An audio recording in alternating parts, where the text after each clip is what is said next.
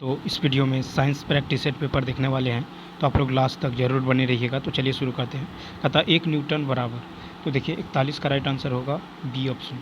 ठीक है, तो 1 न्यूटन बराबर होता है 1 केजी इंटू 1 मीटर। ठीक है, इंटू 1 मीटर पर सेकेंड स्क्वायर। ठीक है, तो ऑप्शन नंबर क्या हो जाएगा बी, क्योंकि बल बराबर क्या होता है द्रव्यमान गुने त्वरण। नेक्स्ट क्वेश्चन देखिए। कहता यदि 40 न्यूटन भार वाली कोई लड़की 160 वॉट की शक्ति से 20 सेकेंड तक रस्सी पर चढ़ती है तो वह कितनी ऊंचाई तक पहुंच पाएगी। तो देखिए, माना कि लड़की जो है h मीटर ऊंचाई तक जो है चढ़ेगी, तो शक्ति बराबर क्या होता है, शक्ति बराबर होता है स्थितिज ऊर्जा यानी कार्य बट्टा में समय, यानी mgh बट्टा में t। ठीक है, तो यहाँ पे हो जाएगा आपको 160 शक्ति दे दिया गया 160 वोट, 160 बराबर हो जाएगा आपको 40 द्रव्यमान है 40 गुने 10 गुने h वाई टाइम कितना है 20। इसको सॉल्व कीजिएगा, h बराबर का 8 मीटर, यानी ऑप्शन नंबर सी। नेक्स्ट, उत्प्लावन का केंद्र हमेशा, तो देखिए उत्प्लावन का जो केंद्र होता है हमेशा विस्थापित द्रव के आयतन के केंद्रक के संपाती होता है, यानी बी ऑप्शन। तो उत्प्लावन का केंद्र जो है विस्थापित द्रव के आयतन के केंद्र से के संपाती होता है। यदि उत्प्लावन बल तथा वस्तु द्वारा हटाए गए द्रव का भार बराबर हो तो उत्प्लावन केंद्र तथा विस्थापित द्रव के केंद्रक एक दूसरे पर संपाती होंगे। ठीक है, तो जिस द्रव का घनत्व ज़्यादा होता है वह जो है किसी वस्तु पर ज़्यादा उत्प्लावन बल लगाता है। नेक्स्ट है कि बर्फ का गलनांक बिंदु 44 का होगा ए। तो देखिए, गलनांक यानी वह निश्चित ताप है जिस पर संपूर्ण ठोस ऊष्मा ग्रहण कर द्रव में बदल जाता है। बर्फ का गलनांक वायुमंडलीय दाब पर 0 डिग्री सेल्सियस या 273 केल्विन होता है। नेक्स्ट, कहता कि गति का द्वितीय नियम दर्शाता है। तो देखिए, गति का यानी सी ऑप्शन। तो देखिए, गति का द्वितीय नियम किसी वस्तु की गति के परिवर्तन की दर शुद्ध बल की दिशा में वस्तु पर जो है लागू शुद्ध बल के अनुपातिक होती हैं, अथवा किसी भी पिंड की संवेग परिवर्तन की दर लगाए गए बल के समानुपाती होता है, और उसकी यानी संवेग परिवर्तन की दिशा वही होती है जो बल की होती है। तो ऑप्शन नंबर क्या होगा, सी होगा। अब चलिए देखते हैं नेक्स्ट। अतः जब कार एक मोड़ लेती है तो वह कौन सा बल है जो हमें बाहर की ओर धक्का देता है। तो बी ऑप्शन, अपकेंद्री बल। तो यांत्रिक में अपकेंद्री बल एक जड़त्वीय बल है जो वृत्तीय गति करती हुई वस्तुओं पर गति के पथ के केंद्र से जो दूर त्रिज्या की दिशा में लगता हुआ प्रतीत होता है। अपकेंद्रीय बल के कारण ही जब कार मोड़ लेती है तो बाहर की ओर धक्का लगता है। नेक्स्ट है कि जिस तापमान पर तरल अपनी तरल अवस्था से ठोस अवस्था में परिवर्तित होता है उसे कहा जाता है, तो उसे हिमांक बिंदु कहा जाता है। निश्चित ताप पर द्रव का ठोस में बदलना हिमीकरण कहलाता है तथा इस निश्चित ताप को द्रव का हिमांक कहते हैं। प्रायः गलनांक एवं हिमांक जो है बराबर होते हैं। जो पदार्थ ठोस से द्रव में बदलने पर सिकुड़ते हैं उनका गलनांक दाब बढ़ने पर घटता है, तथा जो पदार्थ ठोस से द्रव में बदलने पर फैलता है उनका गलनांक दाब बढ़ाने पर बढ़ता है। अशुद्धि मिलान से गलनांक घटता है। नेक्स्ट है कि ध्वनि की गति पर दबाव का क्या प्रभाव पड़ता है। तो सी ऑप्शन। तो देखिए, ध्वनि का वेग आवृत्ति तथा दाब से प्रभावित नहीं होता है, जबकि ताप आर्द्रता से प्रभावित होता है। किसी माध्यम जैसे हवा जल लोहा में ध्वनि 1 सेकंड में जितनी दूरी तय करती है उसे उस माध्यम में ध्वनि का वेग कहते हैं। ध्वनि एक यांत्रिक तरंग है जिसके संचरण के लिए माध्यम की आवश्यकता होती है। निर्वात में ध्वनि का संचरण नहीं होता है। वायु में ध्वनि का संचरण एक अनुदैर्ध्य तरंग के रूप में होता है। ध्वनि की अधिकतम चाल ठोस में होती है, तो ध्वनि की गति दबाव से प्रभावित नहीं होती। फिर कहता निम्नलिखित में से किसे प्रकाश के प्रकीर्णन की बड़ी घटना का उपयोग करके नहीं समझाया जा सकता। तो देखिए, सी ऑप्शन, यानी तारों का टिमटिमाना। तारों का टिमटिमाना तारों के प्रकाश के वायुमंडलीय अपवर्तन के कारण होता है, जबकि अन्य विकल्प जो है प्रकाश के प्रकीर्णन की परिघटना का उपयोग करते हैं। जैसे जब प्रकाश किसी ऐसे माध्यम से गुजरता है जिसमें धूल तथा अन्य पदार्थों के अत्यंत सूक्ष्म कण होते हैं तो उनके द्वारा प्रकाश सभी दिशाओं में प्रसारित हो जाता है, जिसे प्रकाश का प्रकीर्णन कहते हैं। नेक्स्ट है कि विद्युत परिपथ में बैटरी का उपयोग क्यों किया जाता है, तो सी ऑप्शन, विभवांतर उत्पन्न करने हेतु। तो विद्युत बैटरी से रासायनिक ऊर्जा का रूपांतरण विद्युत ऊर्जा में होता है तथा यह परिपथ में विद्युत धारा का प्रवाह लगातार बनाए रखने के लिए जो विद्युत वाहक बल उत्पन्न करती हैं, अर्थात विद्युत परिपथ में दो बिंदुओं के बीच विभवांतर उत्पन्न करती हैं। इस प्रकार विद्युत बैटरी विद्युत ऊर्जा का स्रोत है जो किसी परिपथ में आवेश के प्रवाह के लिए आवश्यक ऊर्जा प्रदान करता है। कहता कौन सा एक रासायनिक परिवर्तन है, ए ऑप्शन, तो मक्खन का खट्टा होना है। तो देखिए वे परिवर्तन जिनमें नए पदार्थ बनते हैं वे रासायनिक परिवर्तन कहलाते हैं। यह एक अनुत्क्रमणीय प्रक्रिया है। रासायनिक परिवर्तन के बाद पदार्थ वापस उसी मूल अवस्था में परिवर्तित नहीं होते हैं। ठीक है, इसके उदाहरण है मक्खन का खट्टा होना, कागज़ का जलना, लोहे में जंग लगना।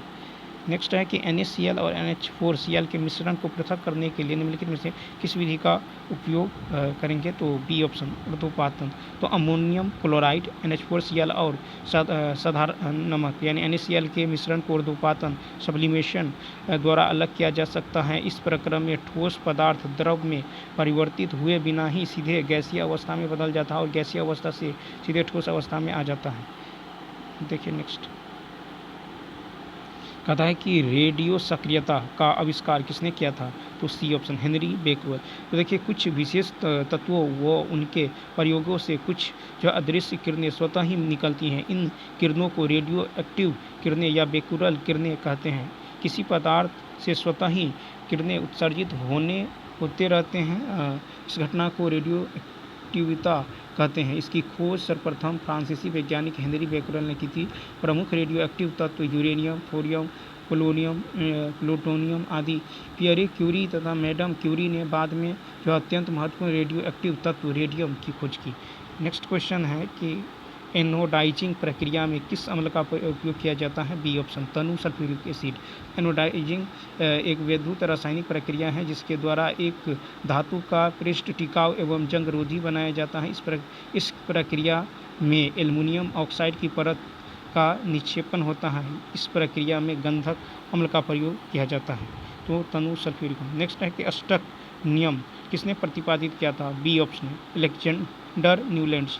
तो देखिए अलेक्जेंडर न्यूलैंड्स ने 1864 में अष्टक नियम प्रतिपादित किया। अष्टक नियम के अनुसार तत्वों को उनके बढ़ते हुए परमाणु भार के क्रम में व्यवस्थित किया तथा पाया कि किसी भी तत्व से प्रारंभ करने पर अगले 8वें तत्व के गुण प्रथम तत्व के गुण समान है। उन्होंने कहा था कि जिस प्रकार संगीत के 7 स्वर के पश्चात 8वां स्वर पहले स्वर के समान होता है, उसी प्रकार 8वां तत्व पहले तत्व के समान गुणधर्म दिखाएगा। इसे न्यूलैंड्स का अष्टक नियम कहते हैं। नेक्स्ट है कि ऑक्सीजन के अणु में होता है, 56 का होगा सी ऑप्शन, एक दोहरा सहसंयोजक बंध। तो ऑक्सीजन O2 के अणु में एक दोहरा सहसंयोजक बंध होता है। नेक्स्ट है कि रबर को ताकत प्रदान करने, अधिकतम लोच एवं जो है स्थायित्व प्रदान करने हेतु सल्फर और ताप से उपचारित करने की प्रक्रिया को कहते हैं, तो सी ऑप्शन, वल्कनाइजेशन। तो देखिए यह ऐसी रासायनिक प्रक्रिया है इसमें गंधक या इसी प्रकार का कोई अन्य पदार्थ मिला दे, ठीक है, रबर या संबंधित बहुलकों को अपेक्षाकृत अधिक टिकाऊ पदार्थ में बदल दिया जाता है। टायर, जूतों के स्रोत, हौज, पाइप, हॉकी व अन्य सामान बनाने के लिए वल्कनाइजेशन की क्रिया प्रयुक्त होती है। निम्नलिखित में से कौन सी धातु केरोसिन तेल में संग्रहित होती हैं, सी ऑप्शन, सोडियम। तो सोडियम बहुत ही अभिक्रियाशील धातु है जो वायु में उपस्थित ऑक्सीजन से क्रिया करके सोडियम ऑक्साइड तथा जल के साथ क्रिया करके सोडियम हाइड्रोक्साइड तथा हाइड्रोजन उत्पन्न करती है तथा वायु में खुला छोड़ देने पर आग पकड़ लेती है। यही कारण है कि इसे केरोसिन यानी मिट्टी के तेल में डुबोकर सुरक्षित रखते हैं। नेक्स्ट है कि कौन सी जो है धातु ठंडे या गर्म पानी के साथ प्रतिक्रिया नहीं करती, एल्युमिनियम। तो एल्युमिनियम जो है, एल्युमिनियम वायु की उपस्थिति में एल्युमिनियम ऑक्साइड Al2O3 की रक्षात्मक सतह बना लेती है। यही कारण है कि एल्युमिनियम जल से क्रिया नहीं करती हैं। सभी क्षारीय धातुएं यानी एल्कली मेटल तथा क्षारीय मृदा धातुएं जो है ये एल्काइन अर्थ मेटल बेरिलियम को छोड़कर जल से अभिक्रिया करके धात्विक ऑक्साइड बनाती हैं। नेक्स्ट है कि PVC का पूर्ण रूप क्या है, 60 का होगा सी, पॉलीविनाइल क्लोराइड। PVC का पूर्ण रूप पॉलीविनाइल क्लोराइड है। PVC वाइनिल क्लोराइड के बहुलीकरण से प्राप्त होता है। इसका उपयोग बिजली की तारों की कोटिंग पतली चादरें, फिल्म एवं बरसाती सीट कवर बनाने में होता है। नेक्स्ट है कि मानवों में आहार नाल जो है कौन सा भाग अपशिष्ट पदार्थ का उत्सर्जन करता है, तो मलद्वार। तो मानवों में मलद्वार यानी ANUS द्वारा जो है अपशिष्ट पदार्थ का उत्सर्जन होता है। मलद्वार आहार नाल का ही एक भाग है। मनुष्य की आहार नाल में छोटी आंत सबसे लंबी होती है, इसकी लंबाई जो है लगभग 20 फीट होती है। नेक्स्ट क्वेश्चन कहा था कि उस एंजाइम का नाम बताएं जिसका अब उपयोग प्रोटीन को पेप्टाइड में जो है रूपांतरित करने के लिए किया जाता है, तो पेप्सिन। तो पेप्सिन जो है उन स्थितियों में भोजन के पाचन में मदद करता है जहां पाचन तंत्र भोजन को पचाने के लिए पर्याप्त एंजाइम का निर्माण नहीं करता। यह एक एंजाइम है जिसके जाइमोजेन यानी पेप्सिनोजेन को पेट में मुख्य कोशिकाओं द्वारा रिलीज किया जाता है। इसका मुख्य कार्य प्रोटीन को पेप्टाइड में बदलना है। नेक्स्ट क्वेश्चन है कि दांतों में सड़न शुरू हो जाती है जब मुंह का पीएच खाली स्थान से कम होता है, तो 63 का होगा बी 5.5। तो दांतों का एनामेल कैल्शियम फास्फेट का बना होता है। जब मुंह का पीएच 5.5 से कम हो जाता है तो दांतों का क्षरण शुरू हो जाता है। जब भोजन के जो अवशेष मुंह में बने रहते हैं तो मुंह में उपस्थित बैक्टीरिया भोजन को सड़ाकर अम्ल उत्पन्न करते हैं जिससे दांतों का क्षरण शुरू हो जाता है। नेक्स्ट है कि रक्तचाप मापने के लिए किस यंत्र का यूज करते हैं, तो सी ऑप्शन स्फिग्मोमीटर। रक्तचाप को मापने के लिए स्फिग्मोमीटर का यूज किया जाता है।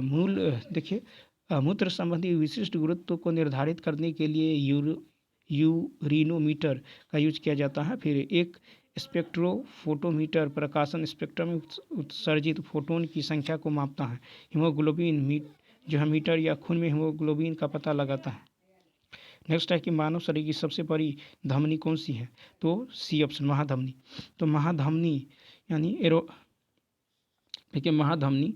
यानी जो है मानव शरीर की सबसे बड़ी तथा जो है मुख्य धमनी है। ठीक है, एओर्टा। ठीक है, फिर कहता कि जो हृदय के बाएं नीले से प्रारंभ होती हैं तथा जिसमें से ऑक्सीजन युक्त रक्त सारे शरीर के ऊतकों में ऑक्सीजन का संचरण करता है। यह धमनी दैहिक एवं फुफ्फुसीय रक्त परिवहन करती हैं तथा दैहिक कोशिकाओं और शिरा तंत्रों से जो होती हैं। यह पुनः दाहिने हृदय के दाहिने अलिंद में वापस जो है जाती हैं। महाधमनी को AORTA बोलते हैं। Next question number 6। नेक्स्ट देखिए, कहता है कि विश्रामावस्था में एक वयस्क मनुष्य 1 मिनट में औसतन कितनी बार सांस लेता और छोड़ता है, तो 15 से 18 बार। तो देखिए विश्राम अवस्था में एक वयस्क मनुष्य औसतन प्रति मिनट 15 से 18 बार सांस लेता और छोड़ता है। वयस्कों के लिए सामान्य श्वसन दर 12 से 20 बार प्रति मिनट होती है। ठीक है, तो नेक्स्ट कहता है कि पेशी तंत्र का कौन सा भाग हड्डी को हड्डी से जोड़ता है, तो बी ऑप्शन। तो देखिए अस्थिबंध एक संयोजी ऊतक है जो हड्डी को हड्डी से जोड़ता है। टेंडन भी एक प्रकार का संयोजी ऊतक है जो मांसपेशी को जो है हड्डी से जोड़ता है। नेक्स्ट है कि मानव शरीर की सबसे लंबी हड्डी कौन सी है, तो बी ऑप्शन जांघ की हड्डी। तो मानव शरीर में सबसे लंबी हड्डी फीमर यानी जो जांघ में पाई जाती है, जबकि सबसे छोटी हड्डी स्टेपीज जो कि कान में पाई जाती हैं। शरीर का सबसे छोटा भाग दांत का दंतवल्क इनामेल होता है। नेक्स्ट है कि मानव शरीर में पाई जाने वाली निम्नलिखित में से कौन सा ग्रंथि एक अंतःस्रावी ग्रंथि है, तो डी ऑप्शन। तो देखिए मनुष्य में पाई जाने वाली प्रमुख अंतःस्रावी ग्रंथि अधिवृक्क है। अधिवृक्क ग्रंथि, पीयूष ग्रंथि, थायराइड ग्रंथि, अग्नाशय, पिनियल ग्रंथि, डिम्ब ग्रंथि, अंड ग्रंथि आदि हैं। नेक्स्ट फिर कहता है कि विटामिन की कमी से कौन सा रोग होता है, 70 का होगा सी स्कर्वी। तो देखिए स्कर्वी विटामिन सी की कमी से होने वाला एक रोग है। इसकी कमी से मसूड़े सूज जाते हैं और दांत गिरने लगते हैं। विटामिन सी का रासायनिक नाम स्कॉर्बिक अम्ल है। विटामिन सी संतरे, नींबू, आंवला व टमाटर में पाया जाता है। नेक्स्ट है कि वाट्स के कारण होता है, तो ए ऑप्शन विषाणु। तो देखिए विषाणु के कारण होता है। वाट्स के लिए ह्यूमन पेपुलोमा वायरस यानी HPV जिम्मेदार होता है। इस रोग में त्वचा पर मांसल मटर के दाने के आकार का बम्प उभर आता है। नेक्स्ट है कि मिठाइयों पर बैठी मक्खियों को दूर भगाकर एक जहलर की मिठाई को खा लेती हैं, इस वजह से वह किस रोग के शिकार हुई है? तो बी ऑप्शन हैजा। तो देखिए हैजा विब्रियो कोलेरी नामक जीवाणु के द्वारा होता है, जो प्रदूषित स्थानों पर रहने वाली मक्खियों द्वारा फैलता है। इसमें जल की कमी हो जाती है और तथा रक्त का संचार धीमा पड़ जाता है। नेक्स्ट क्वेश्चन है, कहता है कि मानव कोशिकाओं में ग्लूकोज के विघटन द्वारा जो है ऊर्जा का निर्माण होता है। ग्लूकोज के विघटन के लिए इनमें से किसकी आवश्यकता होती है? A option oxygen. तो मानव शरीर में ग्लूकोज के विघटन द्वारा जो ऊर्जा का निर्माण होता है, ग्लूकोज के विघटन के लिए ऑक्सीजन की आवश्यकता होती है। नेक्स्ट क्वेश्चन है कि मनुष्यों में संतान का लिंग खाली स्थान द्वारा निर्धारित है। 74 का सी पृथ्वी गुणसूत्र। तो मनुष्यों में संतान का लिंग निर्धारण वह प्रक्रिया है जो माता पिता से प्राप्त लिंग गुणसूत्र के संयोजन पर जो है निर्भर करता है। गुणसूत्रों की संख्या 23 जोड़े होते हैं।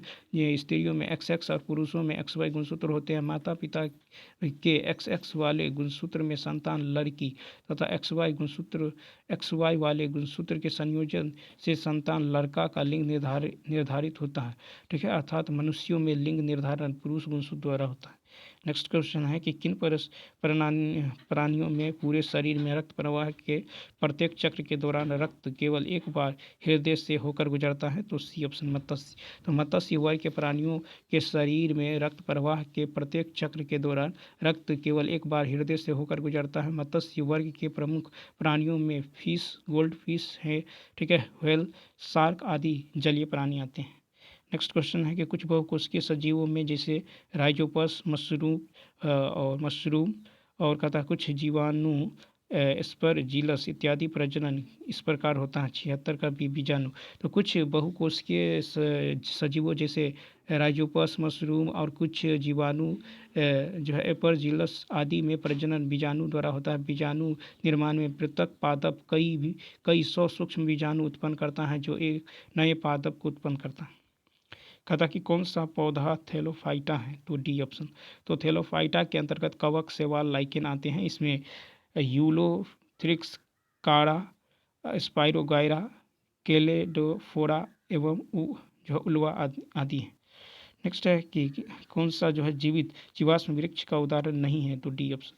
तो देखिए जिंकगो बाइलोबा जीवाश्म का उदाहरण है। यह सबसे पुराने जीवित पेड़ों में से एक माना जाता है क्योंकि इसकी वर्तमान प्रजाति पिछले 51 मिलियन वर्षों से अपरिवर्तित बनी हुई है, जबकि सिल्वर ओक, फ्यूनेरिया, ड्रियोपेटिरस जीवित जो है जीवाश्म का उदाहरण नहीं है। कुछ पौधों के तनों एक चिपचिपा पदार्थ उत्पन्न होता है जिसका उपयोग गोंद आसंजक बनाने में किया जाता है। पौधों के लिए इस गोंद का क्या उपयोग है? तो 79 का होगा सी ऑप्शन, यानी यह चयापचय का एक अपशिष्ट उत्पाद है। तो कुछ पौधों के तनों से एक चिपचिपा पदार्थ उत्पन्न होता है जिनका उपयोग गोंद आसंजक बनाने में किया जाता है। यह चयापचय का एक अपशिष्ट उत्पाद है जो आमतौर पर पौधे के सेलुलोज के जो है टूटने के कारण बनता है। नेक्स्ट क्वेश्चन है कि प्रकाश संश्लेषण के उत्पादों को पत्तियों से पौधों के अन्य भागों में किसके माध्यम से ले जाया जाता है? तो 80 का होगा सी, यानी फ्लोएम के माध्यम से। तो फ्लोएम एक जटिल ऊतक है जो संवहनी पौधों के भीतर घुलनशील कार्बनिक यौगिकों के लिए परिवहन प्रणाली के रूप में कार्य करता है। यह प्रकाश संश्लेषण के उत्पादों को पत्तियों से पौधों के अन्य भागों पहुंचाता है, जबकि जाइलम पानी और कुछ पोषक तत्वों को जड़ों से पत्तियों तक पहुंचाता है। तो चलिए दोस्तों, इस वीडियो में इतना ही, मिलते हैं नेक्स्ट वीडियो में। Thanks for watching.